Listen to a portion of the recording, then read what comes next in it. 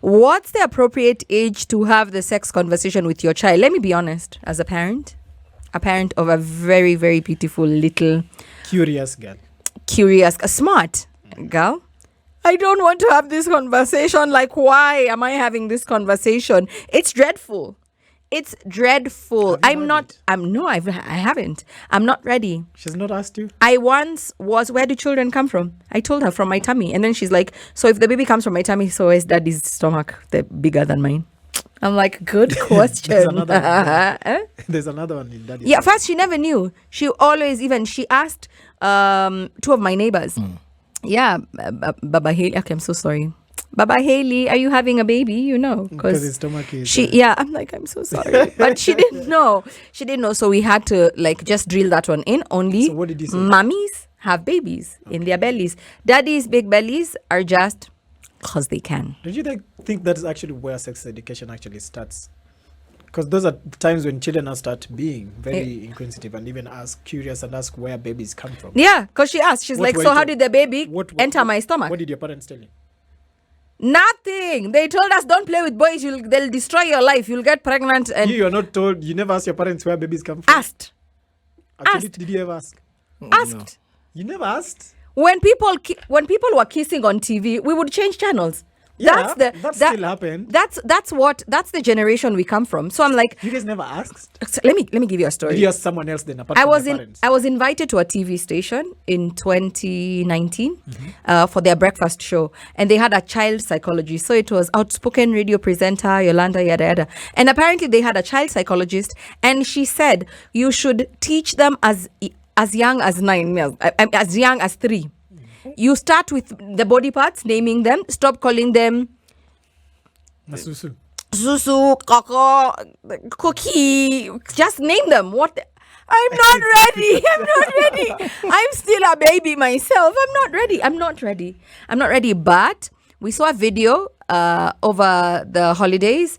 Mama Olive Kenya, Olive Karanja, and the private parts song. These are my private parts. Nobody can touch them. Nobody can kiss them. Nobody can play with them. Nobody can see them. So I'm like, that's a great start. But I'm like, that's not it. Because the other day, my daughter was just, the other day being yesterday, and she just called her, her part. Because we call them susu. So I'm like, susu is already urine. So I'm like, am I ready for the V word? I'm not ready. Brian, you're a girl dad. I have not had this conversation. When is it appropriate? My wife I don't know. I think the general word is as soon as whenever you can, as soon as you can. Really, it's as soon as you can. The earliest you can to have these conversations. You're like head, shoulder, knees, and toes, and V. My daughter already, there's a song that my daughter sings, show me your head. This is my head. It has a bit of Nigerian kids. So, yeah. And then it ends with, show me your buttocks. Buttocks being, of course, the other one. Bam. Yes. Mm-hmm. And so my daughter also knows. So, this is my buttocks. And so, I know she knows this is buttocks, yes, or buttocks, or bam. Yes. But so now telling her that, okay, it's not also now very good to just say, because now even when I had guests in the house, she was just, she can even come and say, Daddy, this is my buttocks. But we can't put shame on her body part. It's okay for her to say. But you see, for us, it's a bit bottom. Weird. My daughter calls them her bottom. I just think it starts with as early as possible. Personally, I'm still struggling with that. I want her. She's 4. I want her to, grow a bit. Me too. But I see my wife trying. That same song, these are my private parts. Nobody should touch them. I'm like, should someone offer these services? It would be awesome. I don't mind paying for someone it. Else to come. I drop her somewhere, and then we wait outside in the waiting bay with the dad, and then we are fine. We pick her, and she's like, the real thing is, it has to be a parent. It's good if it is the parent, because you have to create that environment that they're comfortable in asking you certain things. As a parent, I think I've learned is you don't always have to know the answer, but say something that is truthful. Like, for example, I was told God brings babies to our parents. Like one day when mommy and daddy were sleeping, the angel brought you and put you between mommy and daddy while they were sleeping. And when they woke up, you were there. Another friend of mine, when I went to school, I found out that the mother told him that babies are bought in the supermarket. Yeah, I knew that. So now when you go to, now you clearly realize, hey, then God must be really working in mysterious ways, because some babies are delivered, others are bought. So I even used to believe that babies that disturb their parents are the ones who are bought, because sasa hao unajua si Mungu amewaleta. They must be amenunuliwa. The devil's handiwork. Amenunuliwa sasa hata wanasumbua sana. So it starts, I think, with those honest conversations.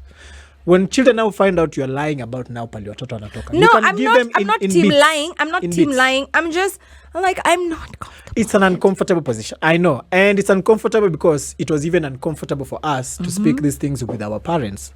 So it's even now weird for you now to speak about them with, I don't know. Absolute. You have nieces, you have nephews. I was going to get to you, but I was going to ask you, outside looking in, sometimes spectators are the best players. Yeah. So outside looking in, what do you think is the appropriate age to bring up this conversation? First of all, I've seen parents struggle through this thing. Like, I've watched parents, my pals and the kid, we are watching football, like, Daddy, mtoto anatoka wapi? And the guy choked on his drink. He's not expecting that conversation. It's true. So I was like, go ask your mom over there. We have visitors now, So because it was uncomfortable. And the appropriate age, I really don't know. But as I'm just said, when you're ready, but also you can't tell them. As possible. Yeah, you can't tell them when they are too young. Yeah. But when is too young? Because this is my question. Let me ask you, Absolute. You name your baby nose. Show me your head. Show me your eyes. So why not show me? That's a body part. Why does it have shame about it? It's not just the name. Me, I'm not ready to what goes where. What the? You see, it's like the way like right now. Even right now, I'm Leoto. You can't. Even when you're talking to your dad, even talking about sex itself with your dad is weird. It's weird. You're a parent with a whole. You are a parent. But what about the act? What about the naming? See, that's why I'm telling you. Even narrowing it down. Yeah. Narrowing it down to now your child. Even you'll feel that part of okay. What am I telling this child? So it's scary. Yes. To be honest, there's no good formula about it. There's no 1 + 1 is 2 and then boom. Find what works. If your child, let me tell them through this way and this way and this way. Yeah.